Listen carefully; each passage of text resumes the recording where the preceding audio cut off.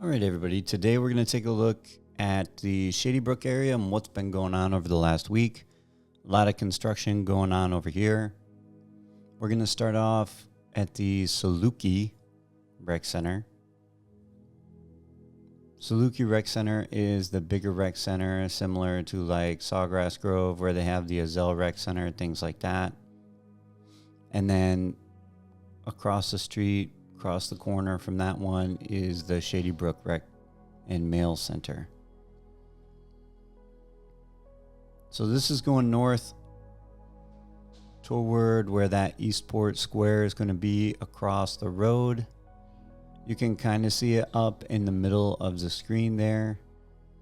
But you can see how a lot of these roads are coming together. They have them all paved out.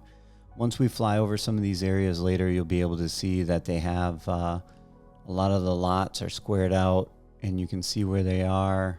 I mean, you can see those up in the top of the screen there, but they're starting to expand a lot of the construction out. I went out here on, I believe this was maybe a Wednesday or a Thursday. I'm not sure. But a lot more activity going on because obviously during the week they're working. They are not working on Sundays anymore except for a few of them, or at least they weren't as of a couple weeks ago.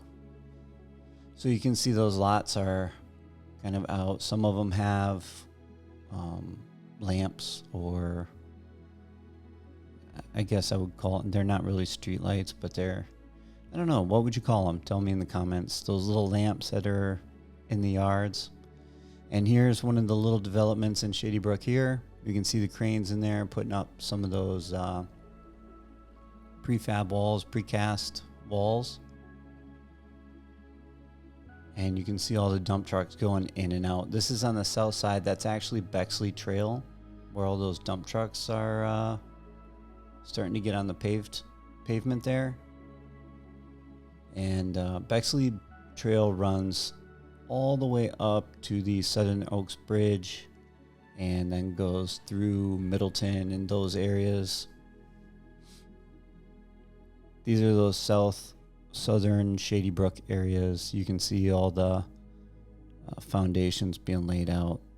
Here's a closer look at some of those places going in. The video is not in reverse. That truck is actually backing up. And you can see they're getting quite a bit of construction done in here. I would say Shady Brook's probably going to be done within the next couple months. End of summer, maybe into end of September, possibly. And if you saw the last video of WellPoint, which just came out a couple days ago, WellPoint's well underway as well. Quite a few homes going up in there. And I think the reason why they're working on WellPoint is because they have a lot of golf up there. And they want to get some of that golf stuff open. That would be my guess, the entertainment. Now this area, they're finishing up the roads and a lot of the interior work in the houses. This is just another area within Shady Brook here. Look how green the lawns are.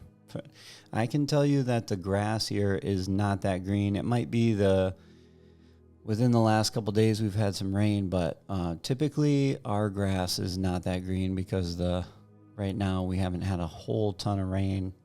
It's going to change with that hurricane coming. We do have a hurricane out in the Atlantic, and I'm sure that'll bring a bunch of rain in. We definitely need it because the area is dried out. This time of year, it's always dried out because 4th of July, it's kind of a toss-up on whether they're going to allow fireworks or not.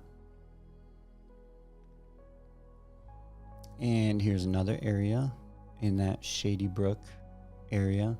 Now, if you didn't hear it in some of those other videos, south of Middleton, probably, I don't know, 10 miles south of this area, they did purchase more property, and or they didn't purchase anymore. They got the go-ahead for another development. So more retail, things like that, along with single-family housing. So that'll be interesting to see once they start doing that. I did talk about some of that stuff before, how they're already down by Bushnell with the property that they own, and I can't believe it, because this used to be all farmland or just like cows. That's it, just cows. And now you can see what it's looking like. I was just going back through some videos the other day and looking at DeLuna and how quickly it seemed like that area came together. But honestly, they were working on DeLuna for probably a couple years prior to them building houses on top of it, because they had to fill a lot of it in. You can see the golf course here is looking pretty good. There's still some spots that need to be worked out. I don't think you'll be seeing this golf course like really ready to go until September, October time, maybe August, depending on how the seating goes. It just depends, because it is so hot here during the day. I've been living in Florida for, almost 30 years, and it doesn't get any better. It is just brutally hot, and if it's not hot, and it's probably humid and hot, so you walk out and it feels like you're in a hot, wet blanket. Here you see the Saluki Rec Center, and it's pretty much done. Except for the interior stuff, I'm sure. I want to say they're planning on opening this soon, or they already have. A lot of walking trails, a lot of water in this area. A lot of bigger bodies of water in this area also. And you can see a lot of the construction there behind Saluki. And nice little pool with a hot tub there. Hot tub runs into the pool. Nice work on that one, whoever's house is at. It's funny to see all of this construction being done and all these different companies. Look how many jobs this is providing to people. And something I see in the comments a lot is how bad this is for the area and how much land they're destroying. And I can't disagree with that. They did take a lot of farmland and things like that, but they've really transformed this whole area. This was nothing. From Leesburg basically to Ocala with a little blip on 441 Bellevue, this whole area was nothing. Cows, and it wasn't like a significant, I would say, producer of farmland. The only thing I will say is that there used to be a lot of orange groves on the way to Claremont, and those disappeared. They did close, like the orange juice factory in Leesburg and things like that. But I don't think that's because of the villages. But the amount of jobs that came in here for construction and landscaping and waste management, and don't even get started on retail and those type of jobs, it is incredible. And so it's been a big boom for the economy, I would say. Now here's one of the smaller areas that people don't hear about a whole lot, Continental Country Club. This area is just north of the Hawkins area, kind of across the street to the north of Hawkins and across the street to the west of Chitty Chatty. And this community is kind of tucked behind a bunch of trees. There is a really nice golf course back here. It leads up to Lake Okahumpka, and it's on the opposite side of Lake Okahumpka as St. John's. But the people that live in this area, they have boat access up to the back there. And you can see the golf course here. This is not part of it. These are apartments that kind of surround the golf course on one of the holes. But you can see it's completely surrounded by trees. Hard to see inside. You don't get a lot of traffic noise here. It's kind of nice.